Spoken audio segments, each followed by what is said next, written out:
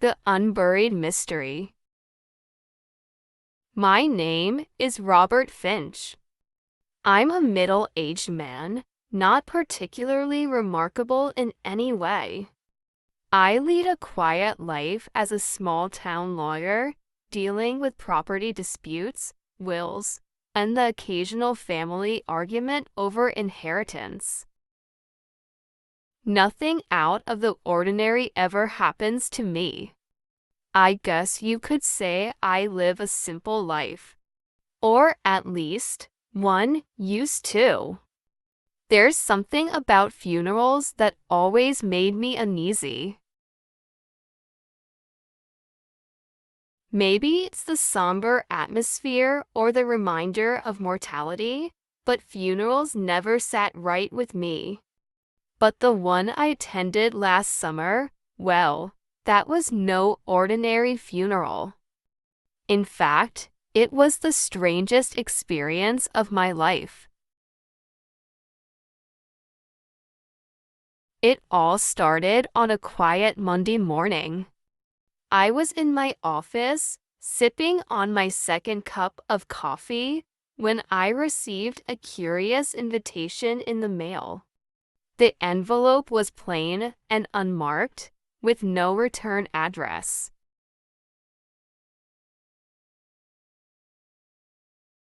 It simply read, "You are invited to attend a funeral this Friday at noon.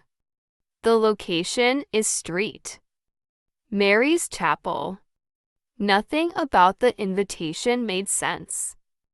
It didn't mention who had passed away, nor did it say who had sent it. Yet, there was something about it that intrigued me.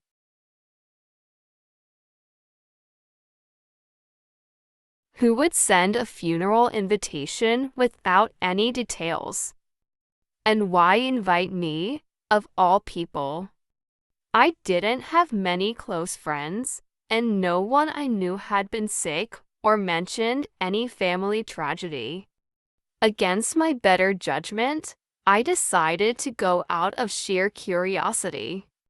Little did I know, I wasn't the only one. Chapter 1: The Gathering of Strangers.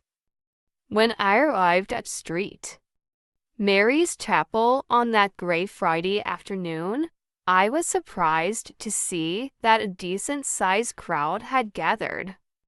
The air was thick with mystery, and everyone appeared as puzzled as I was. People stood in small groups, whispering among themselves, glancing around as if searching for answers. As I entered the chapel, I noticed that the room was dimly lit, the air filled with the scent of aging wood and candle wax. The coffin, a simple wooden casket, rested at the front of the room, yet there was something strange about it. The lid was closed, but there was no picture of the deceased, no flowers, no sign of mourning or personal connection to anyone. A man dressed in a formal black suit approached me. He introduced himself as Jonathan Marshall, a local businessman. Like me, he had received a mysterious invitation and had come out of curiosity. "Do you know who's being buried?" Jonathan asked, his voice low and uncertain. I shook my head. No idea. It's the strangest thing. I don't even know who sent the invitation. He sighed. You're not alone. Everyone I've spoken to has the same story. We're all here, invited to a funeral for someone none of us know.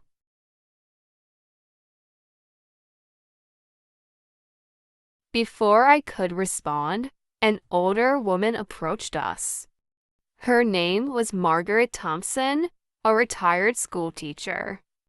She too had received the strange invitation. I feel like we're being watched, she whispered, glancing around the room nervously. It's as if this whole thing is a setup. Her words sent a chill down my spine. I couldn't shake the feeling that something wasn't right. There were too many unanswered questions, too much mystery surrounding the event.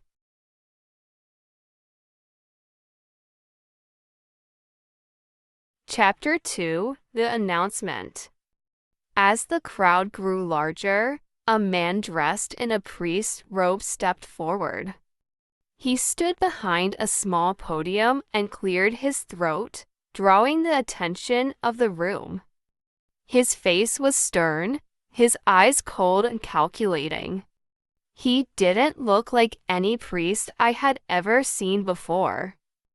Something about his presence made the hairs on the back of my neck stand up. "Thank you all for coming today," he began, his voice echoing through the chapel. "You have been invited here to witness something unique." The crowd murmured in confusion. Jonathan, standing beside me, frowned. What does he mean by that?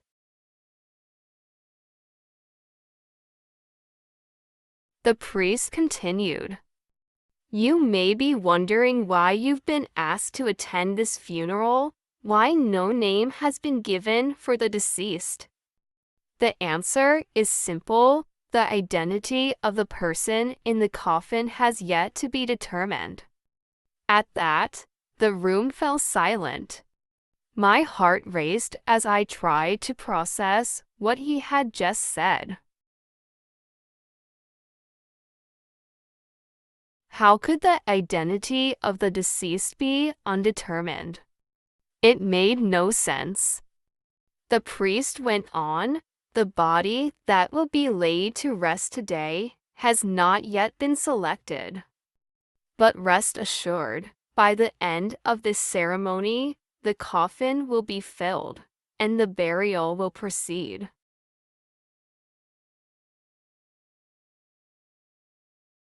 A ripple of shock and fear passed through the crowd.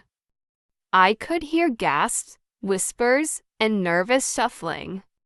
People looked around at one another, as if searching for answers that none of us had. What is this? Some kind of joke? Margaret's voice trembled as she spoke.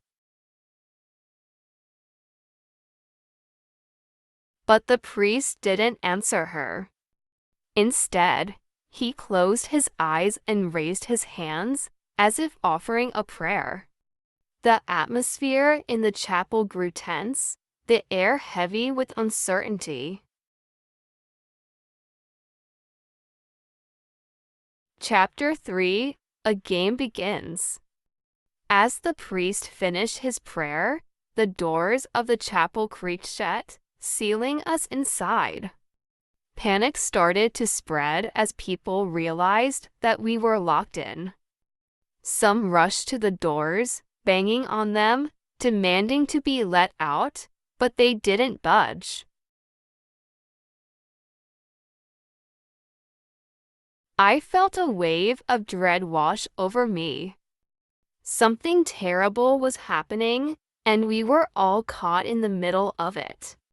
The coffin will not remain empty for long, the priest said, his voice calm despite the chaos around him. By the end of the day, one of you will lie within it. Jonathan grabbed my arm, his face pale with fear. What is going on, Robert? This isn't a funeral, it's a trap. I didn't have an answer. My mind was racing, trying to make sense of the situation. Was this some kind of sick game? Why had we been brought here? And who was this priest? Before I could respond, the priest spoke again, his words chilling and deliberate. You have all been chosen for a reason. Each of you has a past that has led you to this moment. By the end of the day, one of you will be judged worthy of being buried here.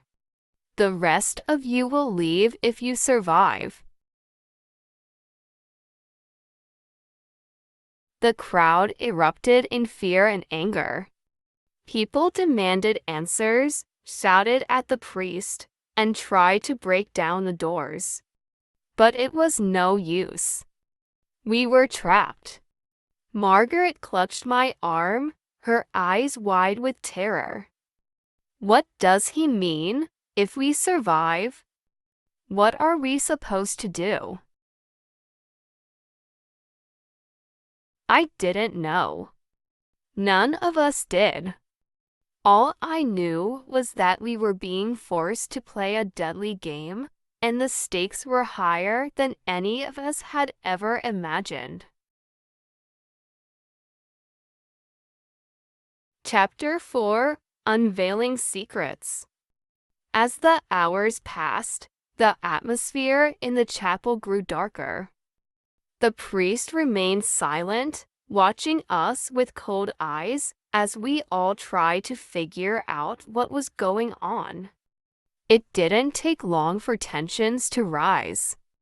People began to turn on each other, accusations flying as everyone tried to piece together why they had been invited. Secrets were revealed, hidden affairs, betrayals, and grudges that had long been buried. It seemed that each person had something in their past that connected them to this moment, but none of us could figure out the full picture. Margaret, for example, revealed that she had once been involved in a scandal at the school where she had taught, accused of covering up a serious incident involving a student. Jonathan admitted to shady business dealings that had ruined the lives of several people. One by one, everyone's darkest secrets came to light. But what about me? What had I done to deserve being here? Chapter 5: The Final Choice. As the day dragged on, the priest finally spoke again. His voice was calm, almost serene, as he announced that the time had come for the final decision. The casket, which had remained closed throughout the day, was now open. You have all been judged, the priest said, his eyes scanning the crowd. One of you will lie in this coffin before the sun sets. The crowd stood in stunned silence, too afraid to speak. Choose wisely, he said. The wrong choice will cost you more than just your life. The decision was ours to make, but how could we choose? None of us wanted to be the one buried, and yet, we all knew that someone had to be. As the sun began to set, the air grew colder, and the weight of the decision pressed down on us all. We were running out of time. Chapter 6: The Unseen Truth. In the end, the truth came out in the most unexpected way. The priest revealed that none of us had been invited by chance. The funeral wasn't for any of us, it was for the priest himself. He had orchestrated the entire event as a twisted form of punishment for his own sins. He had been a corrupt man in life, leading a double life of deception and cruelty.